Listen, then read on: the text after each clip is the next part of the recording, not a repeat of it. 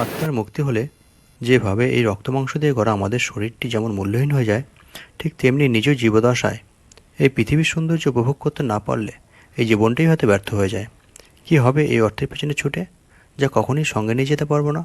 আমি তো কবেই নিজেকে মুক্ত করে দিয়েছি এই ভালো খারাপ সমস্ত মায়াজাল থেকে। কারণ শ্রীমদ্ ভগবদ্ গীতা শ্রীকৃষ্ণ যেভাবে অর্জুনকে এই বিশ্বরূপ দর্শন করিয়েছিলেন, আজ এই কলিযুগে এসে ডেস্টিনেশনের চন্দন হয়তো সে একইভাবে আপনাদেরকে এই বিশ্বরূপ দর্শন করবার ব্রত নিয়েছে। শ্রীকৃষ্ণ, জগন্নাথ, বলরাম, মহাপ্রভু আজ সবাই একই রথে, আর আমি চলেছি এই বাংলা ছেড়ে নীলাচলের পথে। আসুন শুরু করি আরও একটি নতুন গল্পের সন্ধানে। আমি চন্দন আপনাদেরকে আজ নিয়ে যাব পুরীর জগন্নাথ দেবের দর্শনে। তাহলে গল্প শুরু করা যাক।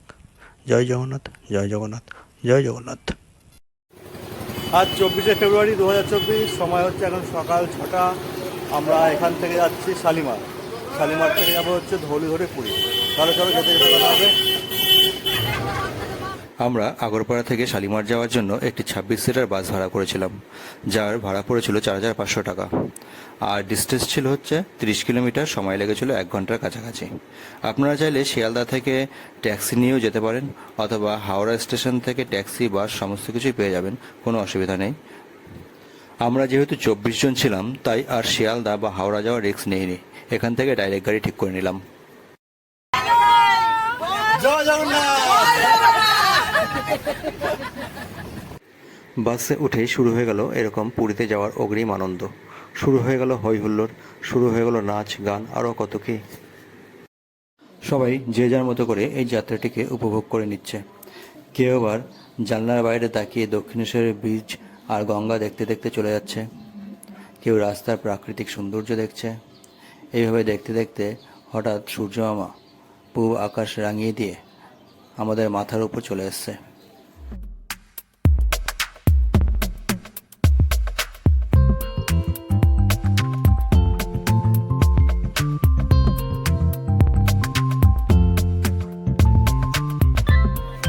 আমরা শালিমার স্টেশনে পৌঁছে গেছি। এখান থেকে আমাদের যাত্রা শুরু। এখন আমরা ভেতরে ধৌলি এক্সপ্রেস ধরে যাব হচ্ছে পুরী। আজ 24শে ফেব্রুয়ারি 2024, আর আমাদের সঙ্গে আছে টোটাল 24 জন। এই যে মন্দিরটি দেখতে পাচ্ছেন, এটা হচ্ছে 100 বছর পুরনো একটি শ্রী রামা বালাজি টেম্পল, যেটা শালিমার স্টেশনের একদম পাশেই রয়েছে। স্টেশনের প্রবেশদ্বারে রয়েছে এরকম নিরাপত্তারক্ষী। আমাদের সঙ্গে আনা ব্যাগপত্র, লাগেজ যা ছিল সমস্ত কিছু স্ক্যানার মেশিনের সাহায্যে স্ক্যান করে আমরা একে একে স্টেশনের ভেতরে প্রবেশ করলাম।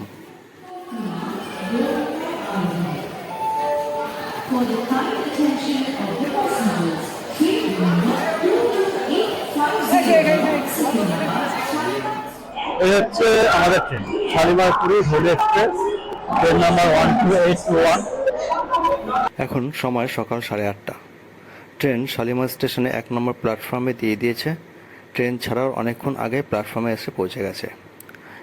আমরা এই ট্রেনে করেই এখন শালিমার থেকে পুরী পর্যন্ত যাব।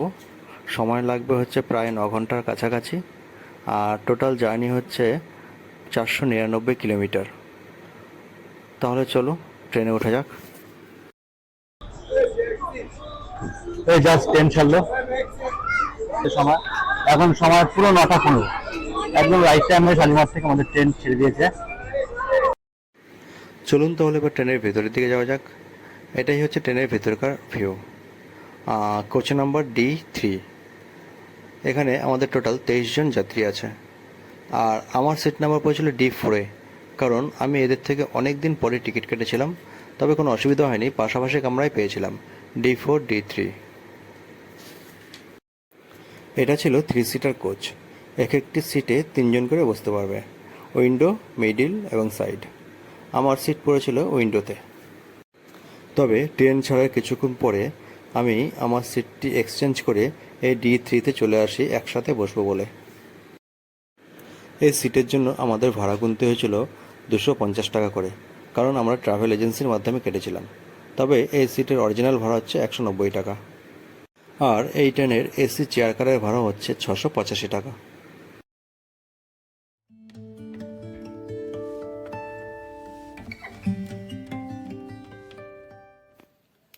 শালিমার থেকে ট্রেন ছাড়ার পর প্রথম স্টপেজ হলো সাঁতরাগাছি জংশন। এখানে মিনিট দুয়েক দাঁড়ানোর পর আবার ট্রেন সামনের দিকে এগিয়ে গেল খড়গপুর স্টেশনের উদ্দেশ্যে। কোনো এক সময় এই খড়গপুরকে ভারতের দীর্ঘতম রেলওয়ে প্ল্যাটফর্ম বলা হতো, তবে এখন ভারতের দীর্ঘতম রেলওয়ে প্ল্যাটফর্ম হচ্ছে কর্ণাটকের হুবলি জংশন, তারপর গোরখপুর জংশন, এখন 3 নম্বরে এই খড়গপুর জংশন। যাই হোক, এখানে ট্রেন মিনিট 5 দাঁড়ানোর পর আমাদের ট্রেন আবার চলতে শুরু করে দিল। দিনের বেলা ট্রেন জার্নি করার একটি বড় সুবিধা হচ্ছে এই প্রাকৃতিক সৌন্দর্যকে খুব ভালোভাবে উপভোগ করা। আমরা এই প্রাকৃতিক সৌন্দর্য দেখতে দেখতে সামনের দিকে এগিয়ে চললাম।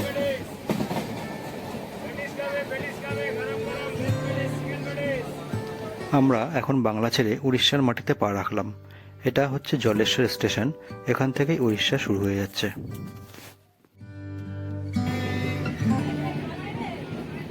এই ট্রেনে উঠলে আপনাদের খাবার নিয়ে কোনো অসুবিধা হবে না। এখানে খাবারের প্রচুর অপশন রয়েছে, কারণ এই ট্রেনেই রয়েছে প্যান্ট্রি কার। এখানে আপনি আপনার পছন্দ মতো অর্ডার দিয়ে খাবার আনিয়ে নিতে পারেন। এছাড়াও ট্রেনে সারা দিন হকারে ঘোরাফেরা করছে বিভিন্ন রকম খাবার নিয়ে, চা, জল, কফি, কোল্ড ড্রিঙ্কস, মুড়ি, ঘুগনি, চপ, সিঙ্গারা, কি চাই আপনার সমস্ত কিছু এখানে পেয়ে যাবেন। আমাদের মধ্যেই একজন বাড়ি থেকে পায়েস বানিয়ে নিয়ে এসেছিল, সেই ট্রেনে বসে এখন এই পায়েস আর মুড়ি খাওয়া হচ্ছে।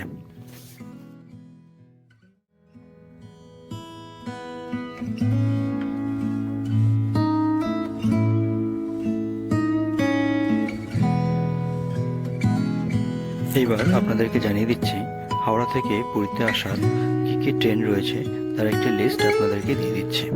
শুধু হাওড়া থেকে নয়, শিয়ালদা এবং কলকাতা থেকেও কী কী ট্রেন আছে তার লিস্টও আমি দিয়ে দিচ্ছি।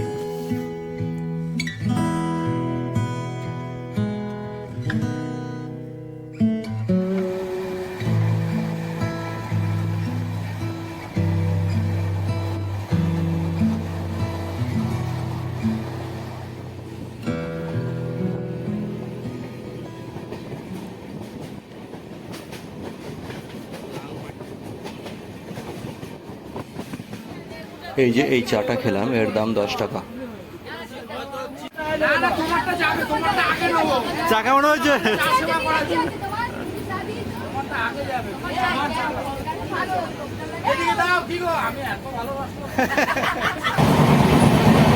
এই ভাইয়ের সাথে দেখা হলো পুরী যেতে যেতে, ভাই বলেছে আমরা ভিডিও দেখে। সবাই দেখবে, 1 নম্বর ভিডিও বাড়ি কোথায়? আচ্ছা, এর বাড়ি হচ্ছে মেদিনীপুর। আর সবাই দুনিয়ায় যতটা পারবে ডান্স করবে, ভালোভাবে থাকবে। দাদা অনেক ডান্স করে ভালো। তা ভাইকে আমার একটু ধন্যবাদ। বলছি এই পুরী যাওয়ার কথা আমাদের সঙ্গে বন্ধুদের সঙ্গে দেখা হয়ে গেল। বলছে আমার ভিডিও দেখো, আমার ভিডিও দেখে, দেখা হয়ে গেল। আপনারা সবাই লাইক করবেন, সাবস্ক্রাইব করবেন দাদার চ্যানেলকে। দাদার সাথে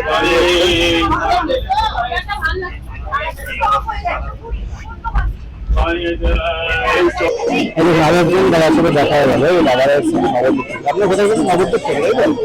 নবদ্বীপ থেকে এসছে, এনারা পুরীতে যাচ্ছে। কদিন থাকবেন? 4 দিন। 4 দিন, দাদারা 4 দিন থাকবে। তাহলে আবার দুটো গিয়ে দেখা হবে, ঠিক আছে? ভালো মতন ঘুরুন, আবার কালকে দেখা হবে। লাইক করবেন, কমেন্ট করবেন। এখনো 2 ঘন্টা, এখন সময় 4:07। অটো পেরিয়ে গেলাম, আরও 3টে স্টেশন বাকি। আশা করা যাচ্ছে 6টার মধ্যে আমরা পৌঁছে যাব।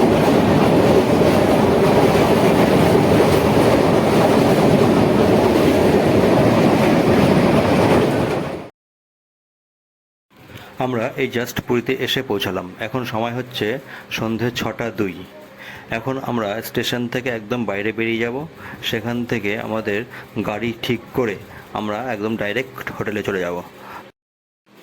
আমাদের হোটেলের নাম হচ্ছে রাই গেস্ট হাউস, যেটা নিউ কাকাতোয়া রেস্টুরেন্টের একদম অপোজিটেই রয়েছে। স্টেশনের বাইরে কিন্তু প্রচুর অটো, টোটো, ট্যাক্সি দাঁড়িয়ে থাকে। আপনাদের হোটেল যাওয়ার জন্য কোনো অসুবিধা হবে না। আমরা হোটেলে যাওয়ার জন্য 4টি অটো গাড়ি ঠিক করেছিলাম, যার প্রত্যেকটিতে ভাড়া পড়েছিল 300 টাকা করে। আমাদের টোটাল 1200 টাকা লেগেছিল। আমরা 24 জন ছিলাম, যেহেতু আমাদের পার হেড 50 টাকা করে লেগেছিল। তাহলে দর্শক বন্ধুরা, আজকের মতো ভিডিও আমরা এখানেই শেষ করছি। আগামী পর্বে দেখাবো পুরীর মন্দির দর্শন, সাথে থাকবে হচ্ছে পুরীর গোল্ডেন বিচ, যেটাকে গোয়া বিচের সঙ্গে তুলনা করা হয়। এছাড়াও থাকবে আমরা পুরীতে সারাদিন কোথায় কী করলাম তার সমস্ত খুঁটিনাটি তথ্য। তাহলে আজকের মতো এই পর্যন্ত থাক, আবার আসবো অন্য কোনো ভিডিও নিয়ে। ততদিন ভালো থাকবেন, সুস্থ থাকবেন। Thank you.